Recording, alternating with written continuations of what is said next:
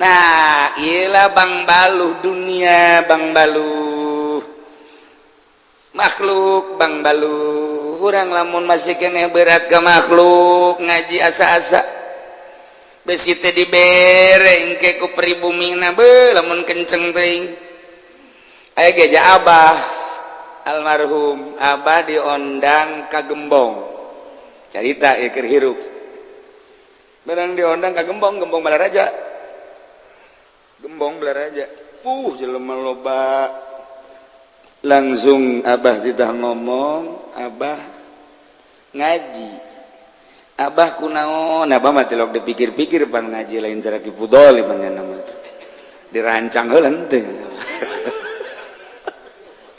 nyana ngomong we langsung kunaon ngomongkeun dukun bae ulah percaya ka dukun sebab dukun mah eta ahli neraka urang ulah osok ka dukun lamun tatamba teh yuh ngaji teh nyaritakeun dukun bae Masya Allah barang balik di mobil supir ngomong kiai eta teh tadi nu ngundang kiai dukun al hikmat yeuh Abah teu jauh cek dia suka teu lain al hikmat teh dukun ngaranna Masya Allah cak Abah teh lah kajeun lah cak Allah ngagerakeun kos kitu tuh Abah mah kos kitu tah jadi tapi eta tobat akhirna tah tobat moal kula cenah lah eureunan ngahikmat tah kiai barang kiai ngomong kos kitu cenah sieun kula mah eureun lah ngahikmat eureun ngahikmatna tuh lantaran ikhlas ngomongna. Nah diondang deui ku hiji jelema rentenir gagah jasa teu nyaho Abah mah teu nyaho eta teh rentenir Abah ngabahas tentang renten engke tukang renter mah di akhiratna beuteungna bakal 7 lapis gede segede gunung Uhud engke di narakana terus salapis 2 lapis 3 lapis dibeulem ke asal geus datang kanu terakhir didatangkeun deui ku Allah 7 lapis siksa tah mah tah rentenir teh kos kitu bakalna lamun urang nyaritakeun ku ari leumpang make suku di akhirat mangke rentenir mah leumpangna make hulu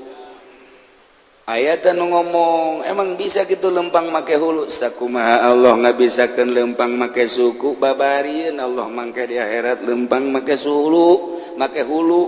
engke ge rentenir jelema-jelema nu sok muksi nu sok pajak di akhirat teh dibalikeun urang mah lempang make suku di akhirat ahli pajak nu sok ngadaharan pajak termasuk kiai anu sok dibere ku tukang pajak mana kiaina wallahu a'lam di tukang aya nah eta huluna leuleumpan eta Abah ngabahas seputar eta bae renten dan teu jahoeun nu ngundang teh rentenir balik ka dieu seminggu bebeja tukang renter tobat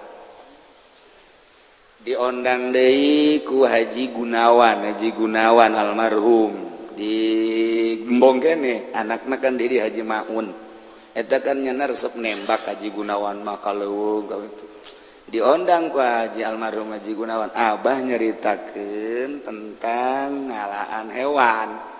ngalaan manuk anu ngalah anak monyet nu ngalah kos kitu teu nyaho Abah mah bahwa Haji Gunawan resep nembak teu nyaho beres dibahas eta siksaan jelema anu ngalaan anak monyet makna panceurik di ditu anakna dibawa anak manuk dibawa ka imah pan emanna ceurik bayangkeun lamun anak urang kada borosot aju dibawa ku batur indungna kan ceurik ai bapana mah tilok sabaraha tilok ceurik ai bapana mah nganasehatan lah anak hiji ge urang nyieun deui tolol teh coba eta potongan hiji pengen dibloon eta ya keur carita tetep bae anak urang eueuh mah tuh sedih bae tak keur carita manuk ge naon bedana jeung urang monyet naon bedana jeung urang hewan-hewan nu sejeuna naon bedana nah maka kunalangsana indungna ketika anakna dicokot nyana unjukan ka Gusti Allah Gusti nu ngalah anak abdi mah hayangnya nu mana jelemana engke di akhirat engke unjukan ka Gusti Allah anak abdi baheula encan dihiberkeun dicokot mana jelema Gusti pangiksakeun kadeudeung abdi ieu tersiksa abdi kitu keneh monyet dan lain-lain sebagainya tah nyaritakeun seputar eta masyaallah eta Haji Gunawan almarhum langsung datang ka Abah ye bedilna bedil deuk dibikeunan eureun nyana nembakna geus we kula mah deuk eureun bae tah sieun aju eta bedilna ditinggalkeun di dieu di pondok bedilna senapan anginna aju dicokot ku kula-kula nu nembak akhirna bisa belajar nembak teh eta teh tembakan Haji Gunawan hari teh cepet jago kula ge manuk leutik ge ku kula mah kena wae bener gua mah mun ditembak maninin bae maninin cep Masya Allah eta teh pang-pangna kena manuk karan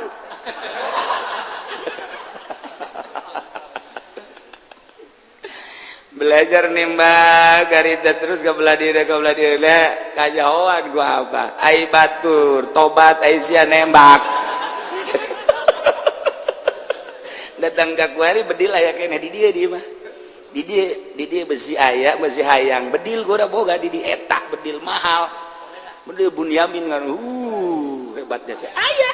kuari ge ngan kulantaran geus berkaramat jadi mahal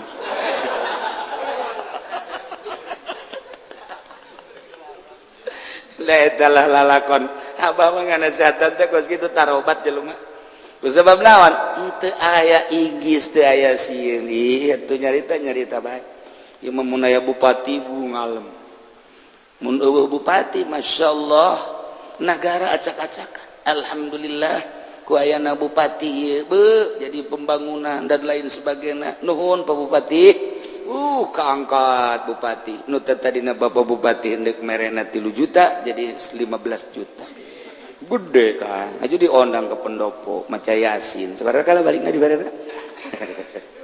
nah mun aya penggede dan lain sebagainya tah eta teh lain nganasehatan jieun dosa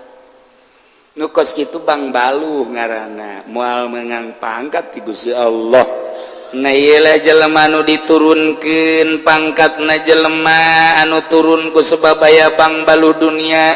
Bang Baluh makhluk Bang Baluh nafsu jeung Bang Baluh setan maka beresan geura ku urang lalaunan seringan muraqabah jeung tafakur teureum urang mata ieu bukakeun mata hate urang sok renungkeun ku urang hirup ti saha ti Allah boga hirup ti Allah henteu ka mana henteu ka Allah mun geus ka Allah bakal ditanya siap henteu urang ketika ditanya ku Allah ngajawab pertanyaan-pertanyaan Allah sabaraha taun sia ku aing dibere umur kemudian dibere dunia pake naon ku aing dibere ilmu pake naon ku aing nah eta urang kudu siap jawaban di hareupeun Allah renungkeun ku ketika kurang direnung engke bakal setik ngipisan engke urang pindah ka resep urang tadina resep dunia kurang bati teresep kadang ngaji jadi resep sanggeus resep tambah yakin sanggeus yakin tambah ngamalkeun eta ngageserkeun kos kitu hasil renungan urang hakikat mah ti Gusti Allah Subhanahu wa taala wa amma ma yukhfadu wallah